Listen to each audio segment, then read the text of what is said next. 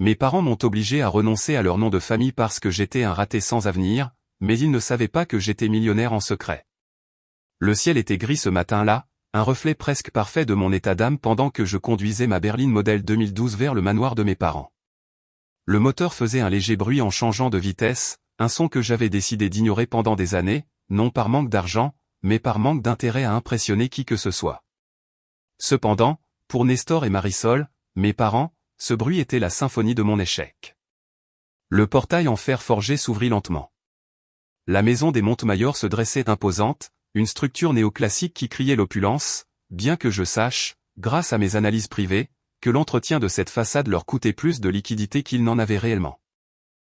Je garai ma voiture loin de l'entrée principale, sachant que ma mère était offensée de voir ce tas de ferraille à côté des Mercedes et BMW de l'année qu'ils conduisaient. En entrant, le majordome, un homme aimable nommé Carlos, qui était là depuis mon enfance, me jeta un regard de pitié. « Monsieur et madame vous attendent dans le bureau, jeune Gabriel, dit-il à voix basse. « Merci, Carlos. » Je marchais dans le couloir de marbre. Mes pas résonnaient, mais je me sentais petit à mes 28 ans, chaque visite dans cette maison était une régression vers l'enfance, à me sentir inadéquat, lent, insuffisant. J'ouvris la porte en chaîne du bureau. Nestor Montemayor était assis derrière son énorme bureau en acajou, fumant un cigare qui sentait la vanille et l'arrogance. Marisol, ma mère, se tenait près de la fenêtre, me tournant le dos, regardant les jardins parfaitement entretenus. « Assieds-toi » ordonna mon père sans me regarder, en examinant des papiers. J'obéis. Je m'assis sur la chaise en cuir en face de lui, croisant les mains sur mes genoux. Je portais un jean usé et un t-shirt noir basique. Je savais que ma tenue les irritait. « Gabriel » commença ma mère en se retournant enfin. Son visage, étiré par quelques chirurgies utiles, affichait une froideur glaciale. « Nous avons parlé, ton père et moi, et nous avons pris une décision. » Nestor l'interrompit, posant les papiers sur la table et plantant ses yeux sombres dans les miens. Une décision difficile, mais nécessaire pour le bien de la famille. « De quoi s'agit-il » demandai-je en gardant une voix neutre. Nestor soupira comme si me parler lui consommait une énergie vitale qu'il préférerait dépenser dans ses clubs de golf. « Regarde-toi, Gabriel. Tu as presque 30 ans. Tu conduis un tas de ferraille.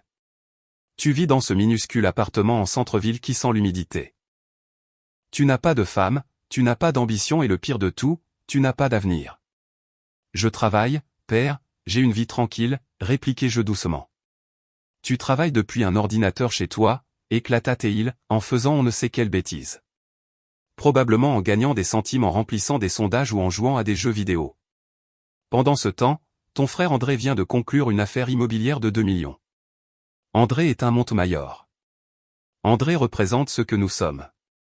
André, mon frère aîné, le favori, celui qui souriait toujours sur les photos et qui, selon mes calculs, avait une dette personnelle qui dépassait ses actifs dans une proportion de 3:1. Mais c'était quelque chose que mes parents refusaient de voir. La question est la suivante, Gabriel, dit ma mère en s'approchant du bureau. Les gens parlent. Nos amis demandent ce que fait notre plus jeune fils et nous avons honte. Nous avons honte de dire que tu n'as rien accompli. Tu es une tache sur le bilan de succès de cette famille. Je sentis un nœud dans mon estomac, mais ce n'était pas de la douleur, c'était quelque chose de plus ancien, une résignation qui s'était calcifiée avec les années. « Et que suggérez-vous » demandai-je. Nestor poussa un document vers moi. « Nous voulons que tu renonces au nom de famille. » Le silence qui suivit fut absolu. On n'entendait que le tic-tac de l'horloge à pendule dans le coin. Je regardai le document. C'était une demande légale préparée, prête pour ma signature afin de renoncer au nom de Montemayor. Légalement, continua Nestor, nous te donnerons une somme de $10 000 pour que tu changes de nom, que tu partes dans une autre ville si possible et que tu recommences à zéro en étant qui tu veux être, mais pas un Montemayor. Nous ne voulons pas que lorsque tu toucheras finalement le fond et que tu finiras dans la rue ou en prison pour dette, ton nom apparaisse dans les journaux associés aux nôtres. Je regardai ma mère. J'espérais voir un doute, peut-être une trace d'amour maternel. Je ne vis que de l'impatience. C'est pour le mieux, Gabriel, dit-elle. Tu es un raté, mon fils. Accepte-le.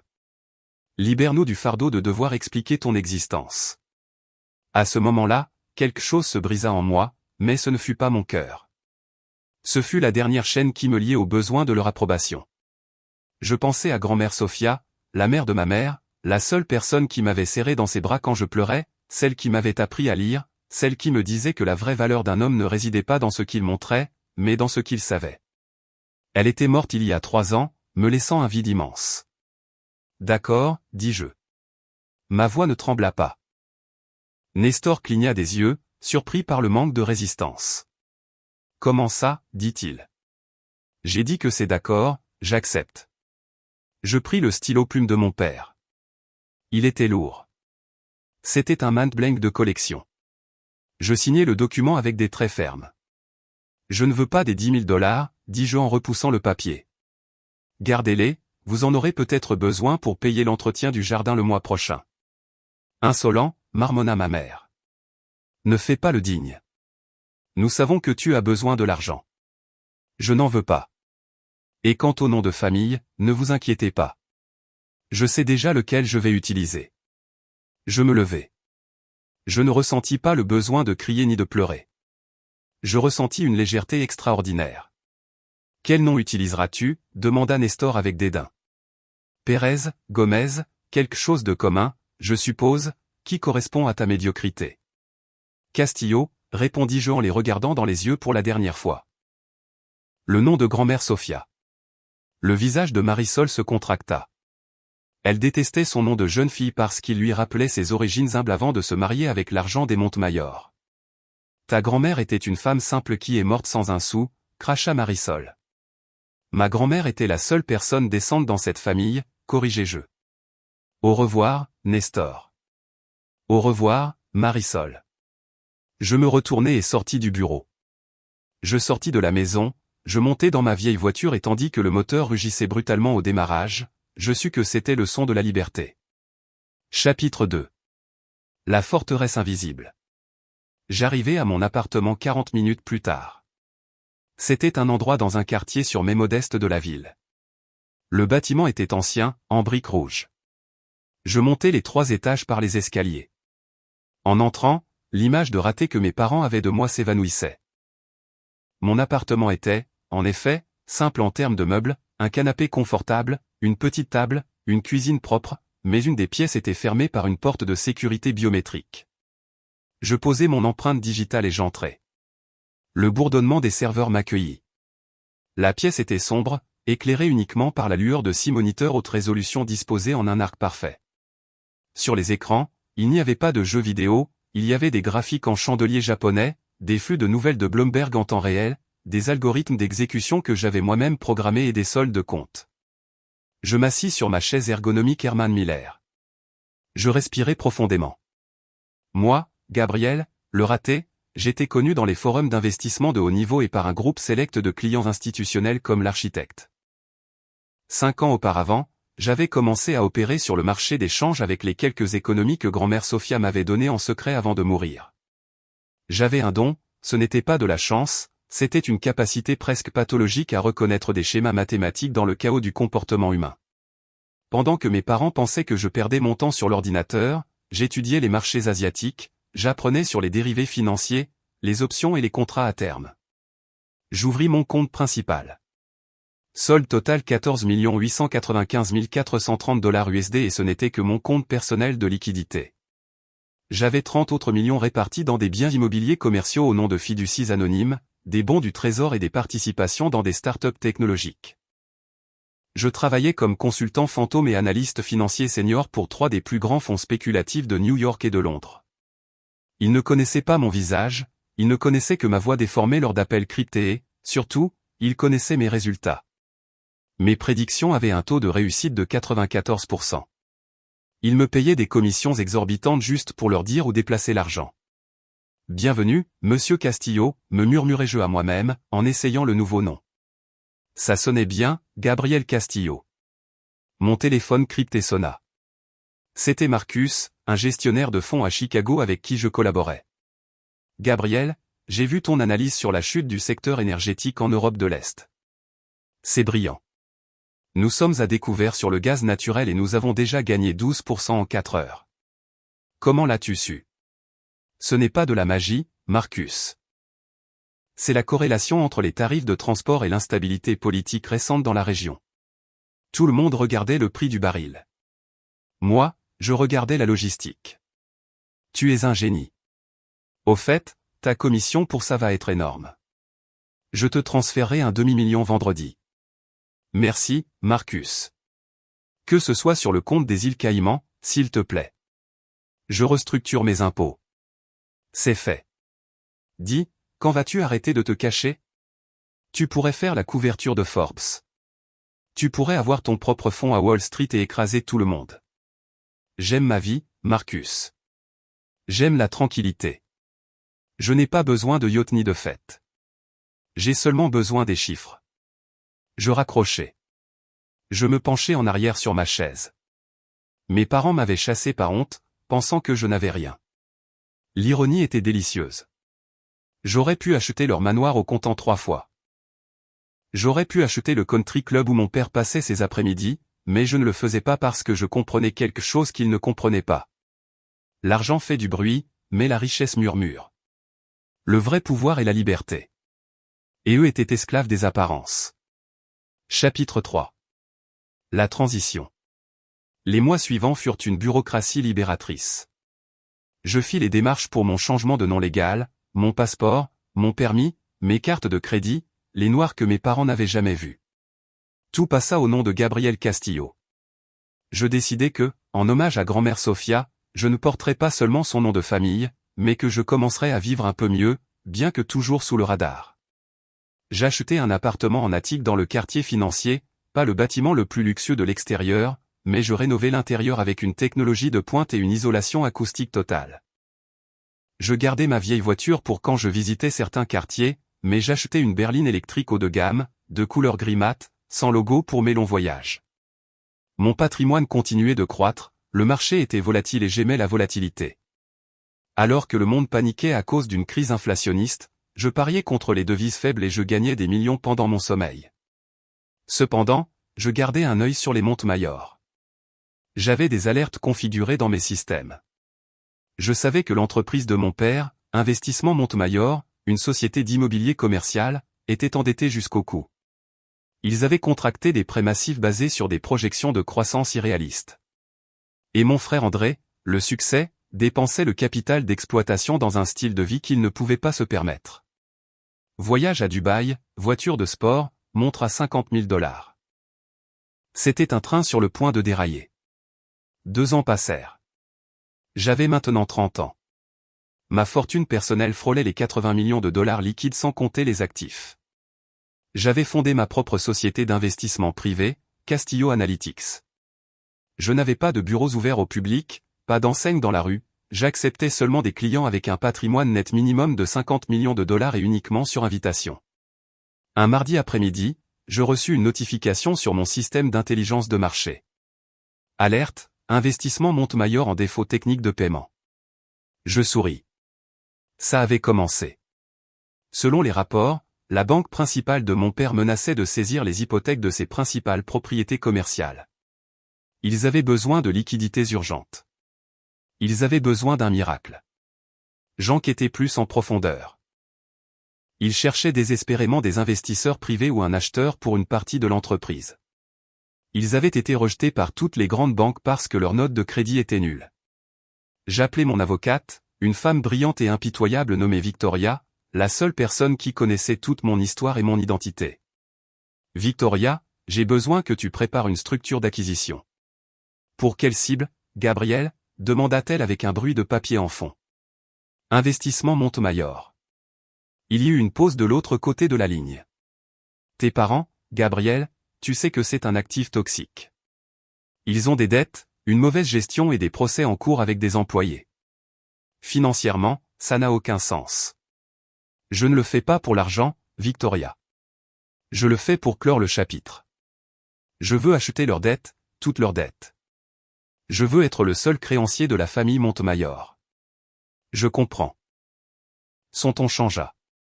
Il était maintenant professionnel et complice.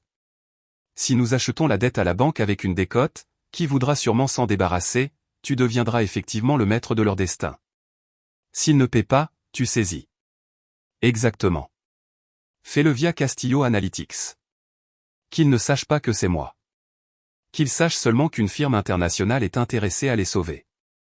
Ils seront très contents en pensant qu'ils sont sauvés. C'est le plan. Je veux qu'ils ressentent de l'espoir avant la chute. Prépare la réunion pour la semaine prochaine. Qu'ils viennent à mes bureaux. Tes bureaux, mais nous n'avons pas de bureau physique de représentation, seulement ton centre d'opération. Loue un étage entier dans la tour Titanium pour un mois. Meuble-le avec le meilleur. Je veux que ça ait l'air que nous sommes les maîtres du monde. Engage des acteurs si nécessaire pour qu'ils aient l'air d'employés occupés. Je veux une intimidation pure. Victoria, j'adore quand tu deviens théâtrale, Gabriel. Considère que c'est fait. Je raccrochai le téléphone et regardai par la fenêtre de mon attique. La ville brillait en bas. Bientôt, mes parents entreraient dans mon monde. Un monde où le nom Montemayor ne valait rien et où le nom Castillo, le nom de la femme humble qu'ils méprisaient, était gravé en or sur la porte d'entrée. Chapitre 4. Le désespoir des Montemayor. Pendant que Victoria préparait la scène, j'observais ma famille depuis une distance numérique. Les réseaux sociaux de ma mère étaient devenus étrangement silencieux. Il n'y avait plus de photos de soirée de gala ni de virée shopping. Mon frère André avait mis sa Porsche en vente, prétextant qu'il voulait quelque chose de plus sportif, mais je savais que c'était pour couvrir un appel de marge sur un mauvais investissement. Mon père, Nestor, vieillissait à vue d'œil. Mes rapports m'indiquaient qu'il passait ses journées à crier sur ses comptables et à boire du whisky dès 10 heures du matin. L'invitation leur parvint. Castillo Analytics & Partners. Une firme mystérieuse avec un siège légal à Zurich et New York était disposée à discuter d'une injection de capital de 25 millions de dollars pour restructurer Investissement Montemayor. La réponse fut immédiate. Ils acceptèrent la réunion avec un enthousiasme pathétique. Ils croient avoir pêché une baleine, me dit Victoria 2 jours avant la réunion.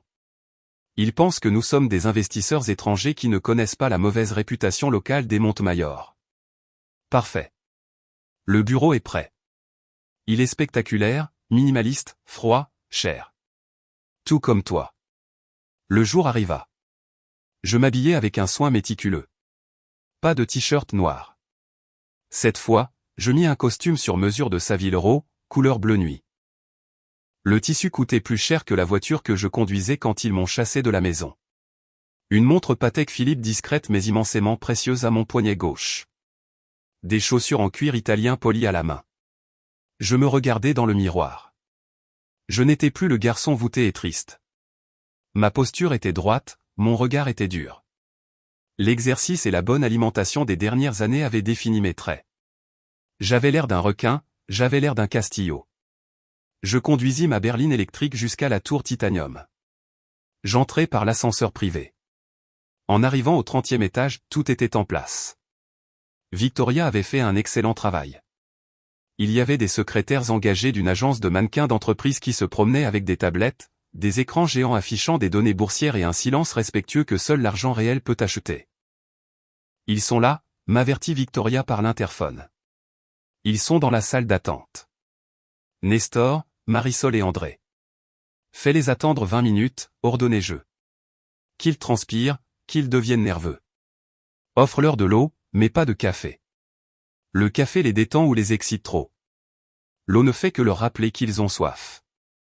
Je m'assis en bout de l'immense table de conférence de la salle principale. La salle avait une vue panoramique sur toute la ville.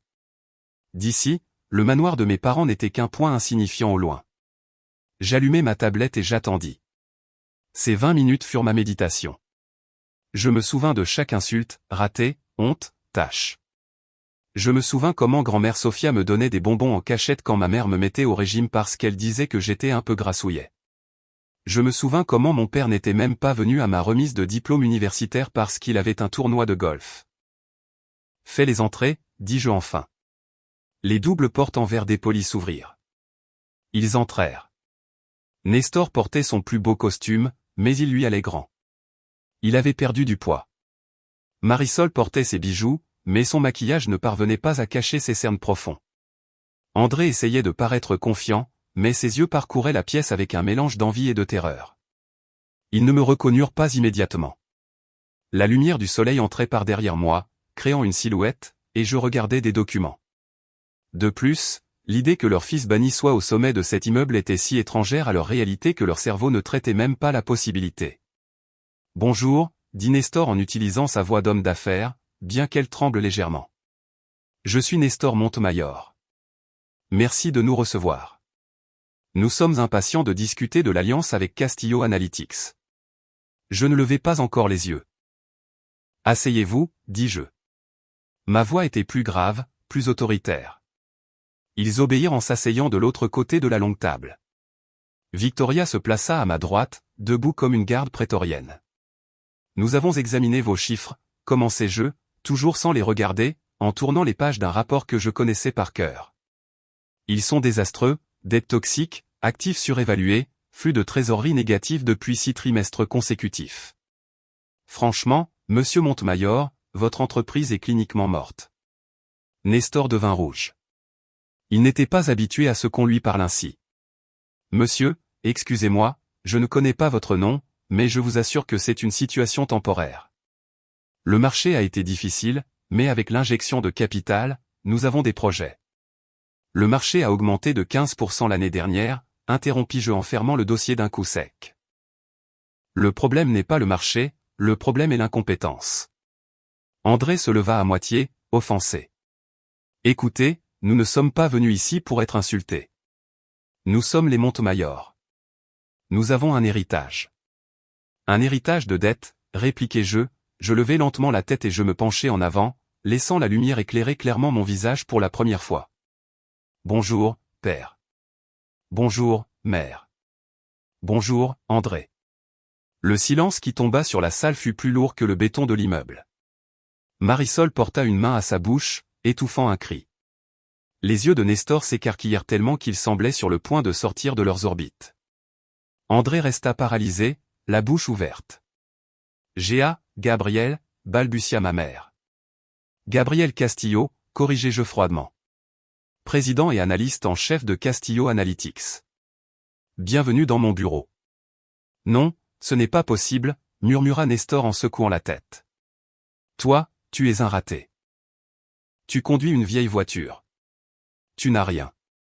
Ça doit être une blague. Tu travailles ici. Tu es l'assistant de quelqu'un. Appelle ton patron tout de suite. Je laissai échapper un rire court et sec. Victoria, pourriez-vous expliquer à monsieur Montemayor qui est le propriétaire de tout ceci? Victoria sourit avec une froideur professionnelle. Monsieur Castillo est l'unique propriétaire de cette firme. Et plus important encore, depuis ce matin, monsieur Castillo a racheté la totalité de la dette bancaire d'Investissement Montemayor. Il est, à toute fin légale, votre propriétaire. Nestor s'effondra sur sa chaise comme si on lui avait coupé les ficelles qui le soutenaient. Toi, demanda André d'une voix brisée. Tu as 25 millions de dollars. J'ai bien plus que ça, frère, répondis-je en le regardant avec pitié. Mais il ne s'agit pas de ce que j'ai. Il s'agit de ce dont vous avez besoin, et en ce moment, vous avez besoin de ma pitié. Mon fils, commença Marisol, et je vis le changement instantané dans ses yeux, le calcul, la manipulation. Soudain, je n'étais plus une honte, j'étais une opportunité. Gabriel, chéri, je savais que tu y arriverais. J'ai toujours dit à ton père que tu étais spécial, que tu avais juste besoin de temps. Regarde-toi, un vrai magnate. L'hypocrisie me retourna l'estomac. C'était pire que le mépris. Épargne-moi ton cinéma, Marisol, dis-je en utilisant son prénom, ce qui la fit frissonner. Je n'ai pas renoncé au nom de famille par caprice. Vous m'avez chassé. Vous m'avez dit que j'étais une honte. Vous m'avez dit que j'apportais le déshonneur à la famille. Nous étions stressés, tenta de justifier Nestor en suant. Nous voulions te motiver. C'était de l'amour vache. Gabriel, regarde où tu es maintenant. Ça a marché. Nous l'avons fait pour ton bien. Je frappai la table avec mon poing. Un seul coup, sec et fort. Tout le monde sursauta. N'osez pas vous attribuer le mérite de mon succès. Ce que j'ai, je l'ai construit malgré vous, pas grâce à vous. Je l'ai construit avec la discipline que grand-mère Sophia m'a enseignée et avec le nom de famille qu'elle m'a donné. Je me levai et marchai vers la fenêtre, leur tournant le dos, regardant ma ville. Maintenant, parlons affaires. J'ai votre dette. Je pourrais la saisir demain. Je pourrais vous prendre la maison, les voitures, les actions du club et vous laisser dans la rue. Légalement, j'en ai tout à fait le droit. J'entendis ma mère sangloter. S'il te plaît, Gabriel. Nous sommes ta famille. Vous étiez ma famille, corrigeai-je sans me retourner, jusqu'au jour où vous m'avez demandé de signer ce papier. Maintenant, je suis un analyste financier qui prend une décision sur un actif en difficulté.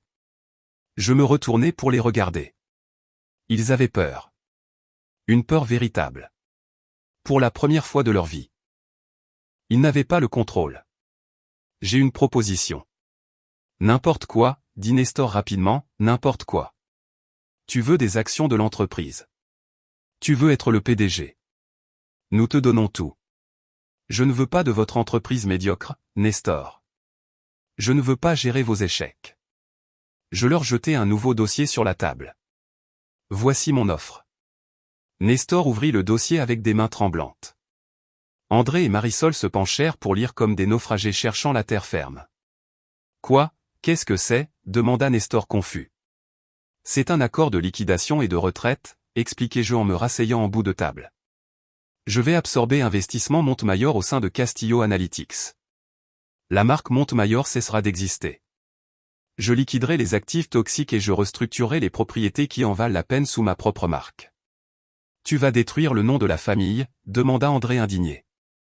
Le nom est déjà détruit, André. Je ne fais qu'enterrer le cadavre. Mais voici la partie généreuse. Je paierai toutes vos dettes personnelles, les cartes de crédit, les hypothèques en cours, les prêts de la voiture d'André, tout sera remis à zéro. Je vis une lueur de soulagement sur leur visage. De plus, continuai-je, je vous donnerai une allocation mensuelle. 3 000 $ pour Nestor et Marisol. Pour André. 3 000 $, cria ma mère offensée. C'est une misère. Nous ne pouvons pas vivre avec ça. L'entretien de la maison coûte le double. Ah, voilà le détail, souris-je légèrement. La maison est à vendre. Elle fait partie de la liquidation des actifs pour couvrir la dette. Vous ne vivrez plus dans le manoir. J'ai acheté un appartement confortable de 3 chambres dans un quartier de classe moyenne. Il est à mon nom, mais vous pouvez y vivre gratuitement tant que vous vous comportez bien. C'est inacceptable, beugla Nestor en se levant, rouge de colère. Je suis Nestor Montemayor. Je ne vais pas vivre dans un appartement de classe moyenne. Je ne vais pas recevoir une allocation de mon fils comme si j'étais un enfant. Je gardai un calme absolu. L'alternative, Nestor, c'est que je saisis la dette aujourd'hui même, je déclare la faillite de l'entreprise. La banque vous prend la maison de toute façon, mais sans payer vos dettes personnelles. Vous vous retrouvez à la rue avec des dettes de plusieurs millions, poursuivies par des créanciers et sans un centime de ma part. Vous avez 5 minutes pour décider. Je regardai ma montre. Gabriel, s'il te plaît, supplia mon frère. J'ai une réputation. Mes amis. Tes amis t'abandonneront dès que tes cartes de crédit seront refusées, André, tu devrais le savoir maintenant. Si tu acceptes mon offre, tu auras le temps de chercher un vrai travail. Peut-être découvriras-tu que tu es bon à autre chose qu'à dépenser de l'argent. Le silence dans la salle était angoissant. Nestor regardait Marisol. Marisol pleurait en silence, ruinant son maquillage parfait. André regardait le sol. Il savait que j'avais raison. Il savait qu'ils étaient acculés. J'étais la seule bouée de sauvetage dans l'océan où ils se noyaient, même si la bouée venait avec des conditions humiliantes. « Pourquoi nous fais-tu ça ?» demanda Nestor d'une voix brisée en retombant sur sa chaise. « C'est de la vengeance. » « Ce n'est pas de la vengeance, père. C'est une leçon de réalité. Vous avez vécu toute votre vie en vous souciant de l'image, du nom de famille, en méprisant quiconque ne correspondait pas à votre moule doré. Vous m'avez méprisé, vous avez méprisé grand-mère Sophia. Maintenant, vous allez vivre comme elle a vécu. Avec simplicité, sans luxe, peut-être qu'ainsi vous apprendrez ce qu'est la vraie dignité. Nestor prit le stylo. C'était un stylo en plastique bon marché que Victoria avait intentionnellement placé là au lieu d'un stylo luxueux. Il signa. Marisol signa ensuite en sanglotant. André fut le dernier. Victoria s'occupera des détails du déménagement, dis-je en me levant et en boutonnant ma veste. Vous avez une semaine pour vider le manoir. Vous ne pouvez emporter que des objets personnels et des vêtements. Les meubles et l'art sont à vendre. Je marchais vers la porte. Gabriel, m'appela ma mère. Je m'arrêtai. Un jour, tu nous pardonneras. Je me retournai. Je les regardais, si petits, si vaincus dans cette immense salle de verre. Je ne ressentais plus de haine, ni même de pitié, je ressentais seulement une immense indifférence. Le pardon implique que ce que vous avez fait me fait encore mal, dis-je doucement. Et la vérité, c'est que ça ne m'importe plus. Je suis Gabriel Castillo. Vous êtes des étrangers que j'ai connus autrefois. Je sortis de la salle. Victoria me suivit et ferma la porte derrière nous. Chapitre 6. Le retour au calme. 6 mois plus tard, j'étais assis sur le balcon de mon attique en train de prendre un café. C'était un dimanche matin. L'air était frais. La liquidation d'investissement Montemayor avait été un succès financier.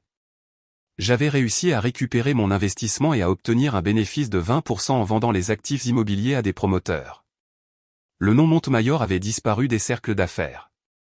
Mes parents vivaient maintenant dans l'appartement que je leur avais assigné. D'après mes rapports, je ne leur parlais plus directement. Victoria gérait tout. Nestor était tombé dans une légère dépression, mais il avait été contraint de fréquenter un parc local où il jouait aux échecs avec d'autres retraités. Curieusement, il semblait plus calme. Sans la pression de maintenir une image impossible, son arrogance s'était dégonflée. Marisol avait dû apprendre à cuisiner et à nettoyer, car il n'y avait pas de budget pour le personnel de maison.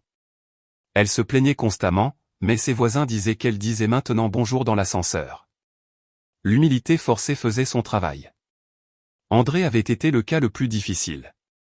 Il a essayé de vivre sur les apparences un mois de plus, mais quand l'argent a manqué, il a dû accepter un travail de vendeur dans une concession de voitures de milieu de gamme. Ironiquement, il était bon vendeur. Il commençait à gagner ses propres commissions. De l'argent réel, gagné par l'effort, non donné. Je restais un fantôme.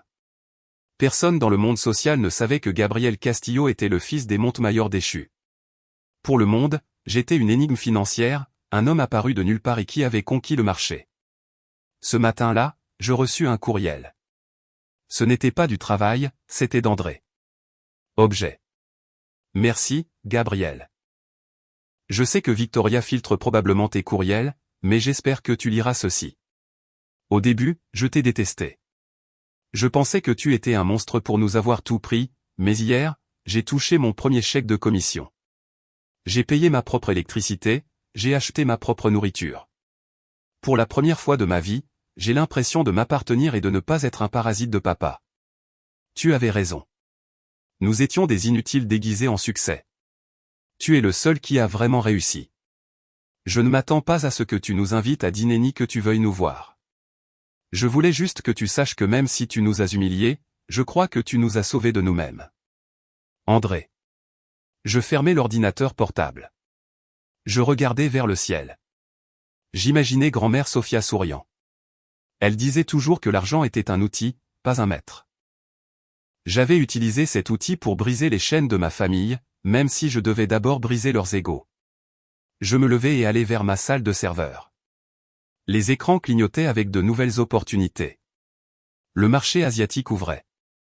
Il y avait des tendances à analyser, des schémas à découvrir. Ma vie était tranquille, solitaire parfois, oui, mais c'était une solitude choisie, pleine de paix et de but. Je n'étais plus le fils qui faisait honte, j'étais l'homme qui s'était fait lui-même. Je m'assis sur ma chaise, posai mes mains sur le clavier et je souris.